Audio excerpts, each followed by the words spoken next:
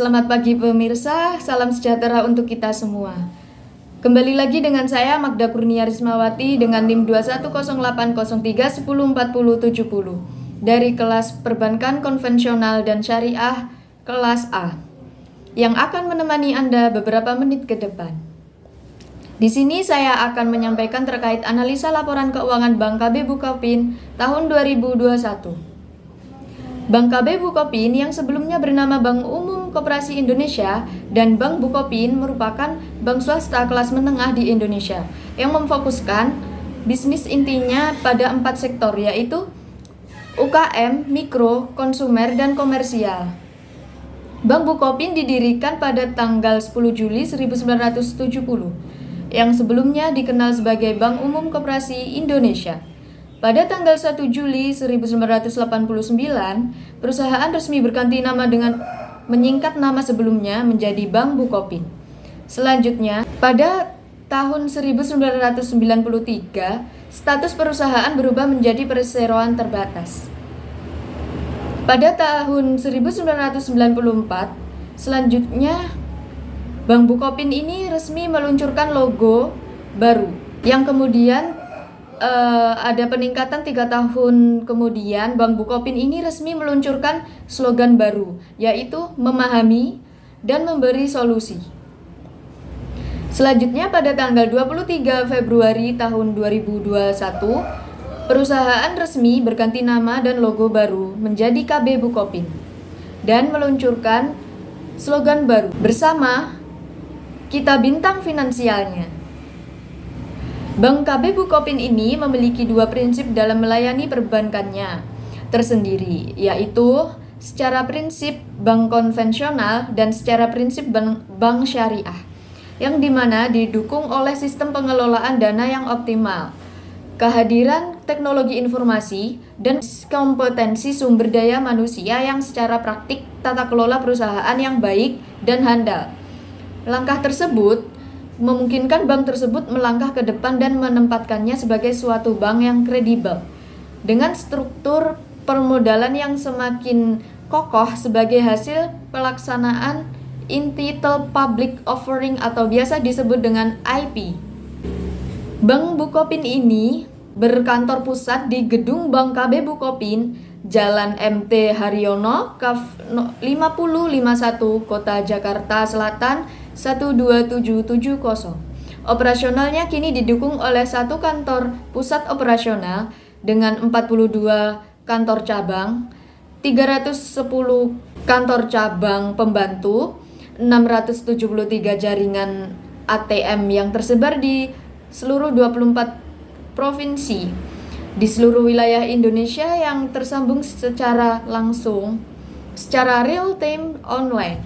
Adapun produk KB Bukopin, di mana yang pertama yaitu produk simpanan, yang kedua yaitu microbanking, yang ketiga yaitu international banking, yang keempat bisnis kartu, yang kelima iBanking, yang keenam layanan cash management the custody, yang ketujuh hingga jasa host to host dan virtual account.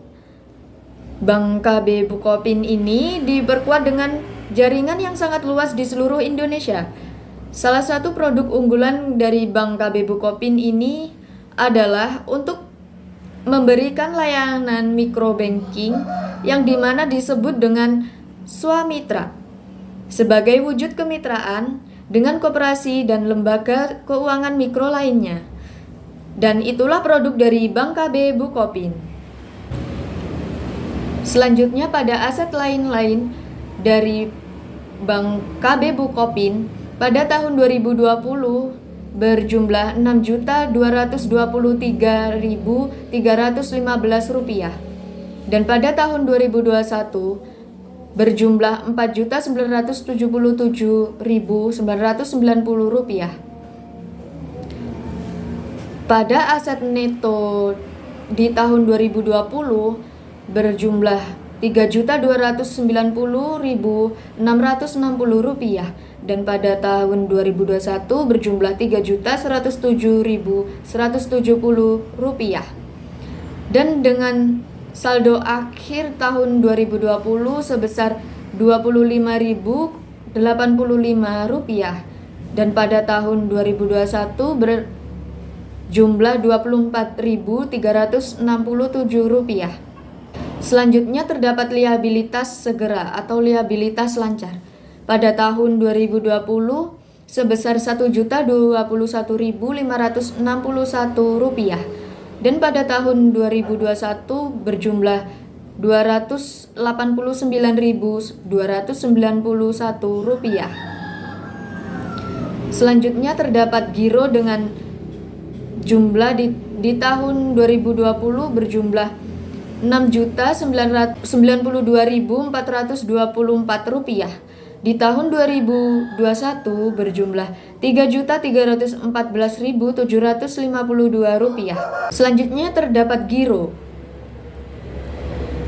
Giro berdasarkan mata uang pada tahun 2020 berjumlah Rp6.992.424 dan pada tahun 2021 berjumlah Rp3.314.752.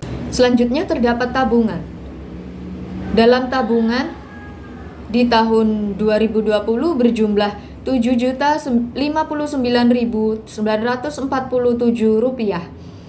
Pada tahun 2021 berjumlah Rp8.796.917. Selanjutnya, tabungan berdasarkan mata uang pada tahun 2020 berjumlah Rp7.059.947 dan pada tahun 2021 berdasarkan mata uang tabungannya berjumlah Rp8.796.917. Pada tingkat bunga rata-rata pada tahun 2020 sebesar Rp2,50 dan pada tahun 2021 sebesar Rp2. Deposito berjangka berdasarkan pihak dengan jumlah di tahun 2020 Rp29.980.467 dan pada tahun 2021 berjumlah Rp43.711.107. Deposito berjangka berdasarkan mata uang pada tahun 2020 berjumlah Rp29.990.467 dan di tahun 2021 sebesar Rp43.711.107. Selanjutnya terdapat deposito berjangka pada tingkat bunga rata-rata per tahun berdasarkan periode penempatan. Pada tahun 2020 sebesar Rp29.990.467 dan pada tahun 2021 sebesar Rp43.711.107. Berdasarkan sisa umur sampai dengan jatuh tempo pada tahun 2020 sebesar Rp29.990.467 dan pada tahun 2021 sebesar Rp43.711.107. Simpanan dari bank lain-lain berdasarkan mata uang dan jenisnya pada tahun 2020 sebesar Rp13.198.900.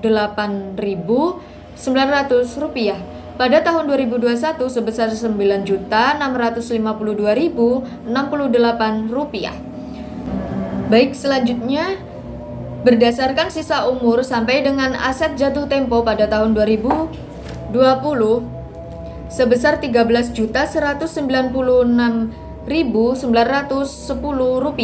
Pada tahun 2021 sebesar Rp9.652.098. Selanjutnya terdapat pinjaman yang diterima pada tahun 2020 sebesar Rp3.955.365.